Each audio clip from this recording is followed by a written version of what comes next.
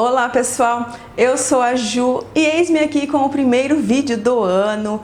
E esse é o vídeo mais pedido por vocês, mais aguardado por vocês. É o vídeo com as minhas melhores leituras de 2023.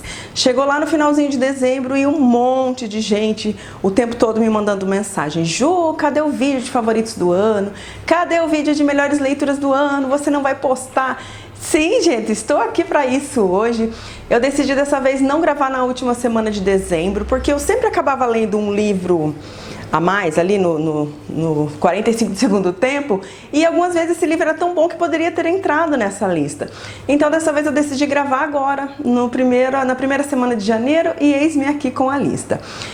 Eu selecionei 11 livros, as minhas 11 melhores leituras, e estão misturados, thrillers e não thrillers, tudo junto, tá? Eles não estão por ordem de preferência, mas eu coloquei por ordem de leitura, conforme eles foram sendo adicionados na minha lista de favoritos, eu coloquei aqui na pilha. E para começar, nada melhor do que um nacional, um thriller nacional maravilhoso, diga-se de passagem, não poderia ficar de fora dessa lista, o livro O Caso do Maníaco de Salga Odorenga, da maravilhosa Ana Narras.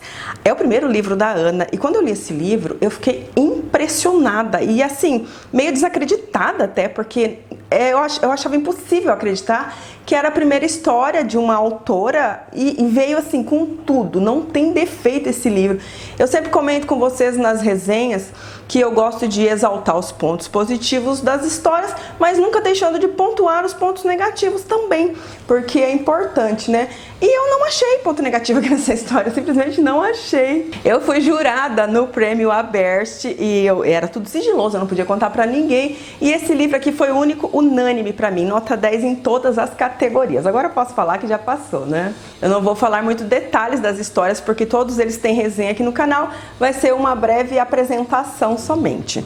Então, como eu já disse, esse é o livro de estreia da autora. Aqui ela nos apresenta uma história muito envolvente, que tem duas jovens que estão à frente de um podcast, a Zara e a Bia. A Zara é uma mulher muito impetuosa, muito desenvolta, e a Bia já é mais recatada, mais quietinha, mais medrosa. A Zara vai acabar desaparecendo quando ela vai investigar alguns crimes que ficaram sem resolução na pequena cidade de Salga Odorenga.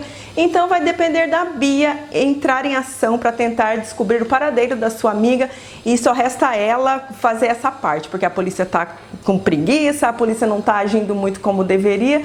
Então a Bia vai entrar com tudo nas investigações, juntamente com um ex-namorado. E a história assim é sensacional, muito envolvente, personagens cativantes e com um final excelente, super indicado. Outro que sem dúvida entraria aqui nessa lista, assim que eu finalizei essa história, é o livro A Última Casa da Rua Needless, da autora Catriona Ward, um livro publicado pela editora Jangada.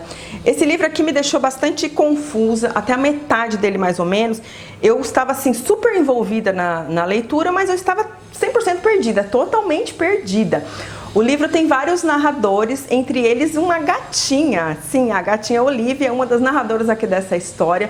E tem o Ted também, que é um homem que sofre de transtornos psicológicos, ele tem alguns lapsos de memória. Ele mora apenas com a sua filha no final de uma rua. Alguns anos atrás ele foi acusado pelo desaparecimento de uma menininha.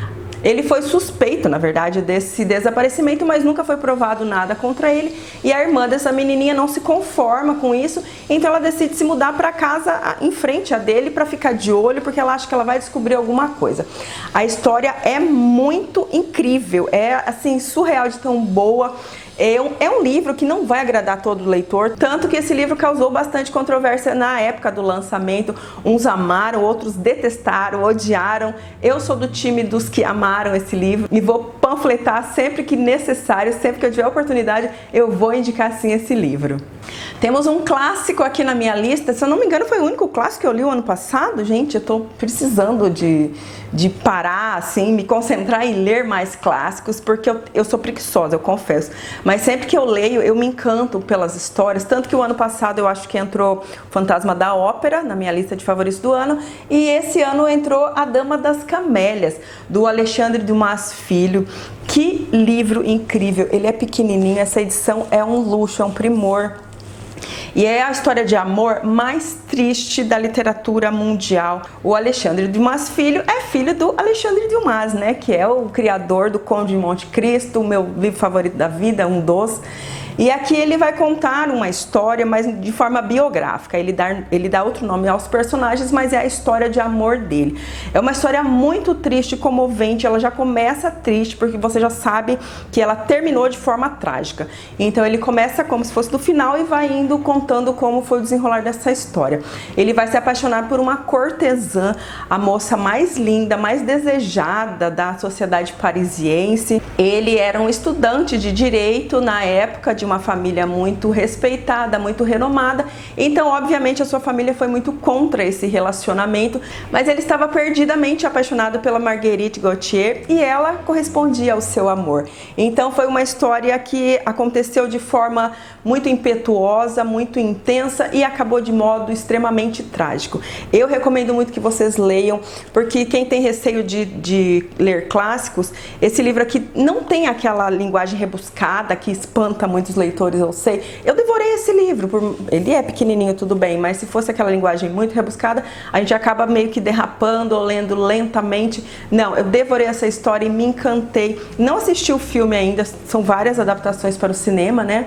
Porque esse livro foi escrito em 1848 e desde lá foram várias adaptações para os palcos, para as telas do cinema. Não assisti ainda, mas eu pretendo muito. Temos um romance aqui também na lista, O Amor da Minha Vida, da autora Rose Walsh. É um romance recheado de mistério, tem suspense, tem muitas reviravoltas, muitos plot twists aqui nessa história, mexeu demais comigo, partiu meu coração em 1000 pedaços.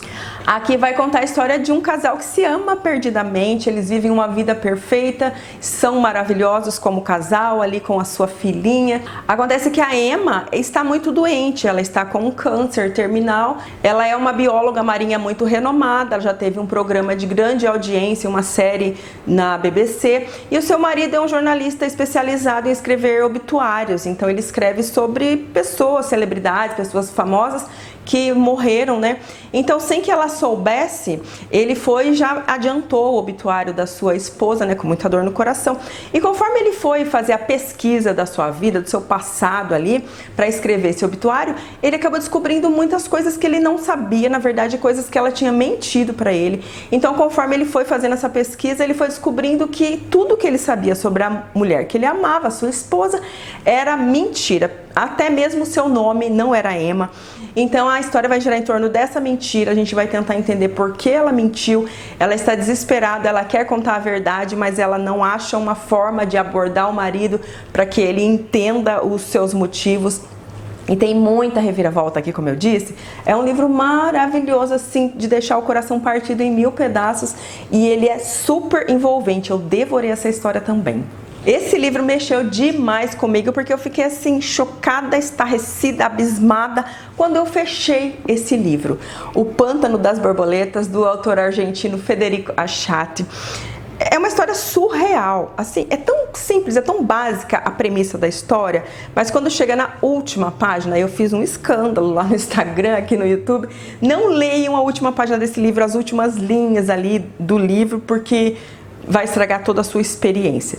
Quando eu iniciei essa leitura, eu sabia que ele tinha uma reviravolta muito grande, um plot twist assim de cair o queixo, e eu ia me aproximando pro final e não via esse plot twist. Na época eu não sabia que estava na última página, agora tô contando pra vocês, tá? Mas que sirva de alerta, tá? Não cheguem lá antes da hora.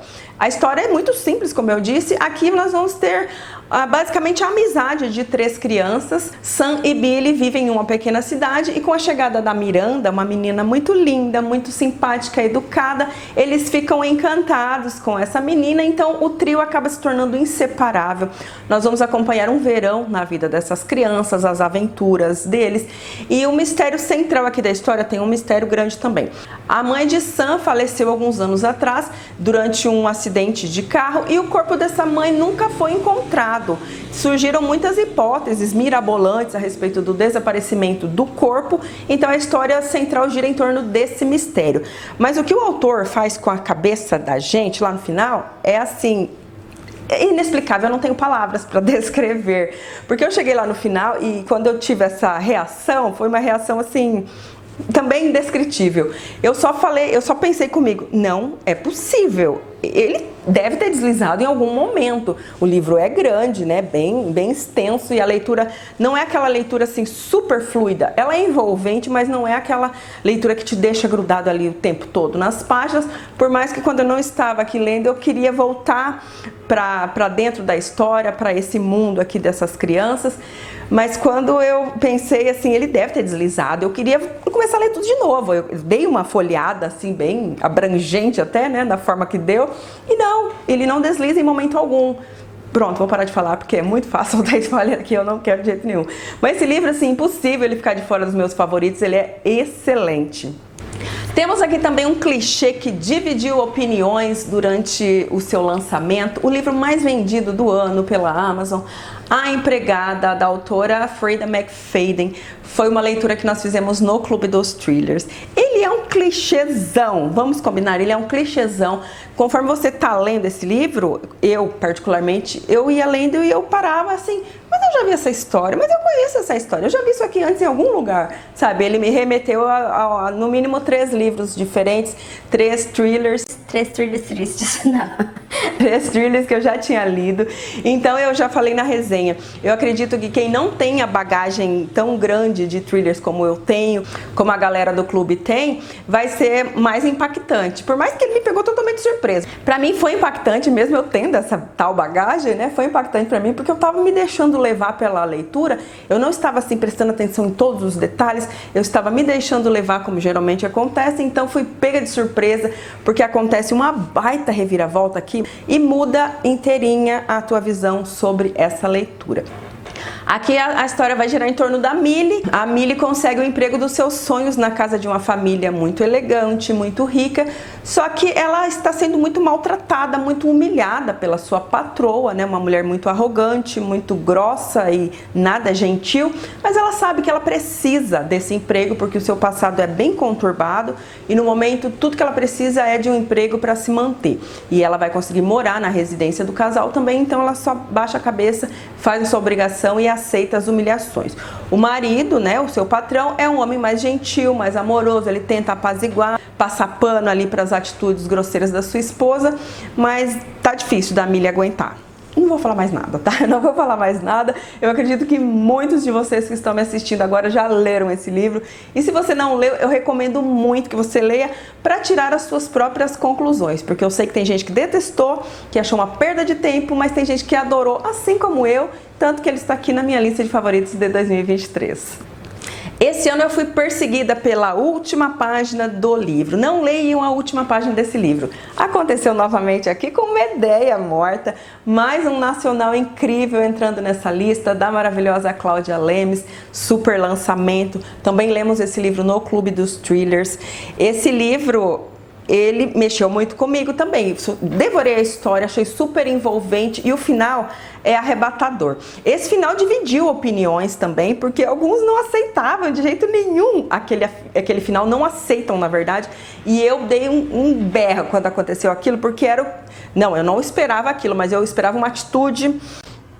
Ai meu Deus, para Juliane, fecha sua boquinha, deixa eu me controlar aqui, me acalmar. Mas deixa eu contar assim, basicamente do que se trata a história. Aqui nós teremos a Medéia. A Medéia é uma mulher de 47 anos, ela é professora de literatura em um colégio particular no interior de São Paulo, no litoral de São Paulo. E quem acaba se apaixonando por ela é o Ian, um dos seus alunos, ex-aluno na verdade. O Ian tem 19 anos, ele é um menino muito rico, filho de um político bem corrupto que acabou de ser assassinado. Esse menino vai se encantar por essa professora e vai investir em cima dela. Ela não vai aguentar as investidas, mesmo sabendo que está totalmente errado, que está fora dos padrões, né? Mas ela vai se render a essa paixão e os dois vão viver uma paixão tórrida ali, assim, ardente. A Medéia vai ser morta e antes de morrer ela deixa algumas cartas bem misteriosas pro Ian, porque ela sabe quem foi o seu assassino. Pelo menos é o que ela tenta passar em mensagens cifradas pro Ian. E o Ian vai começar a ler aquelas cartas e vai tentar se vingar pela morte da mulher amada. Esse menino vai sofrer horrores porque ele é o principal suspeito da morte da professora, já que o romance acaba vindo à tona, né, no momento em que ela é morta. E a história, assim, gente, é sensacional. Eu quero muito que vocês leiam, se vocês ainda não leram, porque eu tenho certeza que vai valer a pena. Mesmo se você ficar chocado, isso aí eu tenho certeza, você vai ficar chocado com o final, mas eu quero muito saber. Foi o livro que mais rendeu discussões no nosso clube, mesmo depois que todos tinham lido, muitos voltavam lá, não, mas eu estou indignada, eu estou chocada. Foi o livro que mais deixou o povo chocado, de boca aberta com o final. Incrível. Como eu ler um livro do meu casal do coração e esse livro não entrar nessa lista de favoritos do ano? Sem chance. Entrou, sim, sem sombra de dúvida. O Homem Espelho, do meu casal Lars Kepler. Mais uma história do detetive Junalina. Vocês sabem que os livros do Lars Kepler seguem uma ordem, né? A história pode ser... Ai, gente, tem alguém soldando coisa bem no meio do meu vídeo. Ai, gente, tenta relevar, tá? Porque eu não posso gravar depois, tem que ser agora mesmo. Meu microfone tá aqui, mas espero que não esteja captando muito esse barulho de solda, porque vocês não merecem. Aqui, como eu disse, é uma história que faz parte da série de Junalina, mas dá para ser lido de forma independente porque é um caso separado, mas é óbvio que se você seguir a ordem cronológica de leitura, a tua experiência com os personagens, com a trama em si, vai ser muito mais prazerosa. Mas dá sim, tá? Então, se alguém for perguntar, dá para ler separadamente sim. Aqui o Junalina vai lidar com a morte de uma moça, uma menina, uma jovem de 17 anos. Ela foi encontrada pendurada em alguns ganchos em um parquinho ali durante a noite na cidade de Estocolmo. Ele fica indignado com a brutalidade daquele crime e algum tempo depois, pouco tempo depois, uma nova jovem acaba desaparecendo de uma forma que pode ter uma ligação com o caso da Jane, que é essa menina. Há apenas uma única testemunha ocular que pode ter visto esse crime, pode ter visto o assassino, mas esse homem que presenciou a cena, ele é um homem perturbado, ele sofre de transtornos psicológicos graves, então vai entrar em cena o meu queridinho Eric Maria Bark, que é um hipnotista. Ele vai hipnotizar essa testemunha para tentar reavivar as suas memórias, para que a polícia possa solucionar esse caso. É um caso muito difícil porque eles acabam descobrindo que pode haver outras jovens que também desapareceram de forma similar.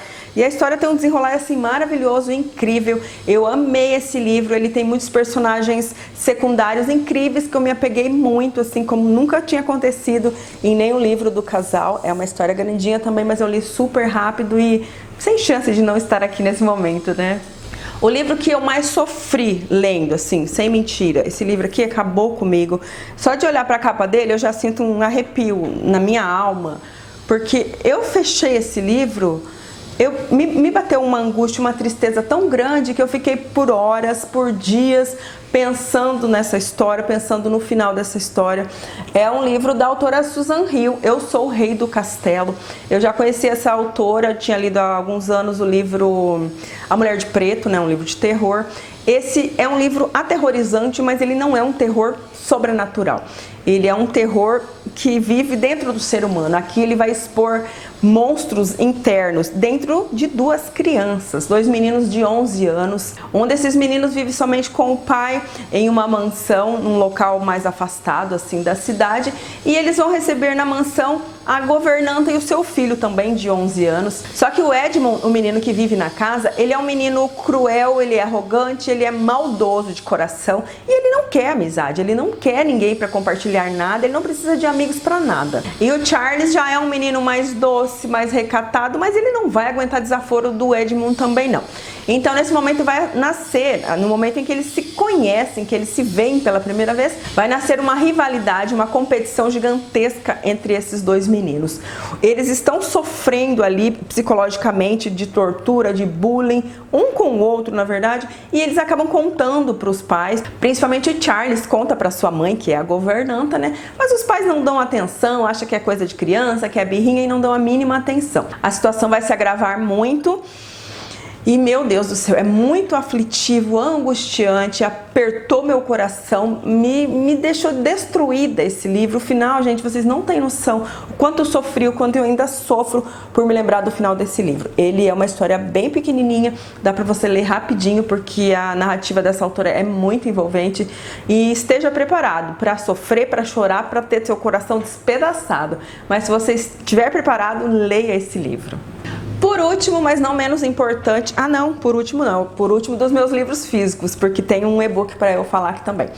O livro Holly, do Stephen King. Eu consegui bater a minha meta de leituras, todos os livros que eu pretendia ler em 2023, eu consegui. Esse aqui foi o último, é um livrão, bem estilo King mesmo. E tem essa personagem maravilhosa, a Holly, que nasceu lá na trilogia Mr. Mercedes. E ela é uma personagem tão encantadora que o próprio King parou e pensou: essa personagem não pode deixar de ter a sua própria história.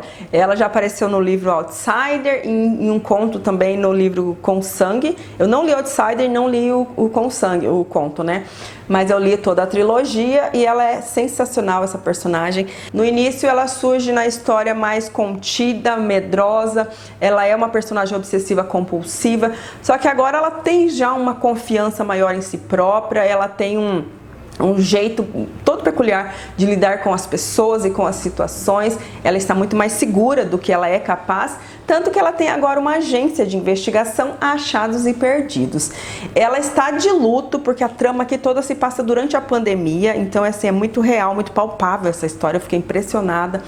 E ela não está trabalhando, né? Ela está de licença ali do seu trabalho, das suas investigações, só que ela não resiste e atende o telefone de uma mãe desesperada e resolve tentar investigar o seu caso.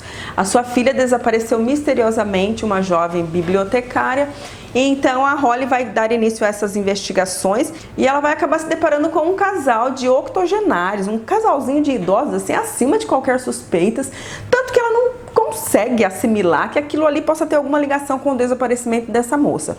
Mas, minha gente, o que é esse livro? Meu Deus, eu fiquei chocada, estarrecida, conforme eu fui entendendo o que estava realmente acontecendo aqui, qual que era a desse casalzinho.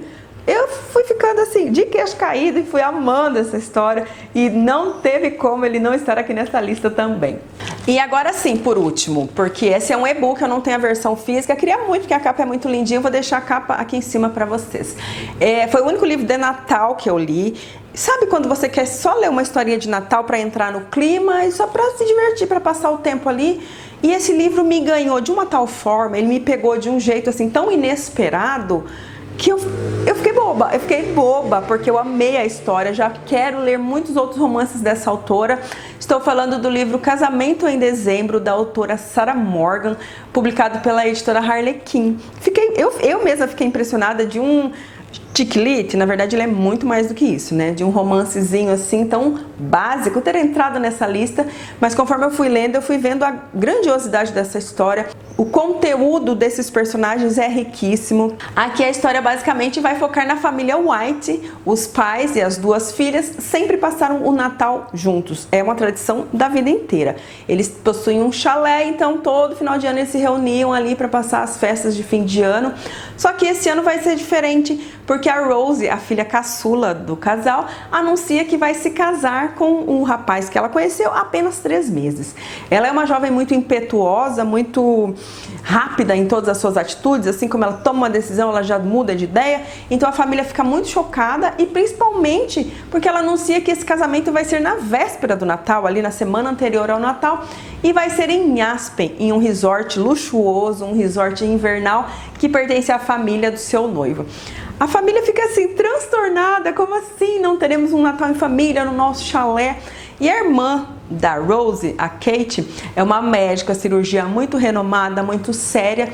Ela fica assim, desesperada quando ela recebe essa notícia, porque ela sabe que ela vai ter que intervir, ela vai ter que interferir, esse casamento não pode acontecer. A sua irmã é muito volúvel, ela está tomando a atitude errada, ela não sabe o que ela está fazendo, então toda a família parte para Aspen, né, saindo de Londres, partem para Aspen para ver o que vai dar nesse casamento. Vai ter muita confusão, tem comédia, tem cenas hilárias, porque os pais estão separados, mas as filhas não sabem. E agora não é o momento de contar também que os pais, que são exemplo de casal para sua filha que vai casar, estão separados, né? Então eles vão fingir que são realmente um casal e vão exagerar muito nisso.